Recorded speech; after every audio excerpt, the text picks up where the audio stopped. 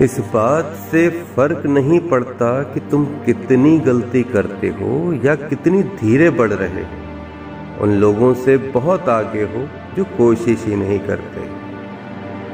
एक बार एक नव युवक को गांव के एक किसान की बेटी से प्रेम हो गया। बात इतनी आगे बढ़ गई कि लड़की के पिता तक पहुंच गई। लड़की के पिता ने युवक से मिलने की इच्छा व्यक्त की। दूसरे ही दिन वह नवयुवक लड़की के घर पहुंचा। पिता ने उस आशिक को ऊपर से नीचे तक देखा और कहा, मेरी बेटी से प्रेम करते हो? युवक ने हाँ में जवाब दिया। पिता ने फिर पूछा, शादी करना चाहते हो? युवक ने फिर हाँ में जवाब दिया। पिता ने कहा, अच्छा ठीक है, तुम्हें एक काम करना होगा। मैं एक एक करके अपने 3 बैल छोड़ूंगा। यदि तुम तीनों में से किसी एक की भी पूंछ पकड़ लेते हो तो मैं खुशी खुशी तुम्हारी शादी मैं अपनी बेटी से कर दूंगा। युवक राजी हो गया। किसान नव युवक को अपने खेत पर ले गया और बैल के बाड़े के सामने खड़ा कर दिया। युवक पूंछ पकड़ने के लिए तैयार था। किसान ने पहला बैल छोड़ा। युवक ने जैसे ही विशालकाय बैल को देखा, उसकी आंखें फटी की फटी रह गई। उसने सोचा, इससे पंगा नहीं लेना चाहिए, और वह दूसरे बैल के आने की प्रतीक्षा करने लगा। जैसे ही दूसरा बैल निकला, वह पहले बैल से ज्यादा खतरनाक था। उसके नुकीले सींग देखकर युवक डर गया और सोचने लगा, इससे तो पहले वाला ही सही था, लेकिन अब क्या।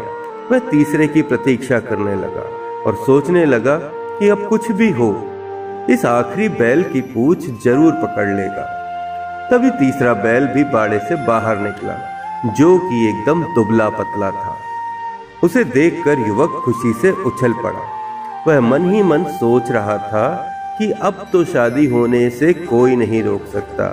वह पूंछ पकड़ने के लिए आगे बढ़ा तो पता चला कि उसकी तो पूंछ ही नहीं है। दोस्तों, हम भी अक्सर इसी तरह अच्छे अवसर की प्रतीक्षा में मिलने वाले उपयोगी क्षणों की ओर ध्यान ही नहीं दे पाते और बाद में पछताते रहते हैं। जीवन को आनंदमय बनाने वाला यह सूत्र हमेशा याद रखें।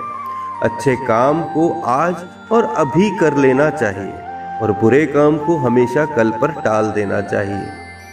यदि आप इतना कर सके तो आप अपनी संपूर्ण जिंदगी में हमेशा अच्छे काम ही करेंगे, बुरा काम कभी नहीं करेंगे। हर सुबह हमारे लिए एक कोरा कागज लेकर आती है, जिसे अवसर कहते हैं। हम जिस रंग से उसे चाहे भर सकते हैं। समय का चक्र कुछ इस तरह चलता है कि हर नया क्षण मिलने से पहले पुराना क्षण वापस ले लिया जाता है। इसीलिए कबीरदास जी कहते हैं, काल करे सो आज कर, आज करे सो अब, पल में प्रलय होएरी, बहुरी करेगा कब। ध्यान रखिए दोस्तों अपना। फिर मिलेंगे नई कहानी के साथ। तब तक के लिए लेता हूं इजाजत। जय हिंद, जय भारत। थैंक यू दोस्तों।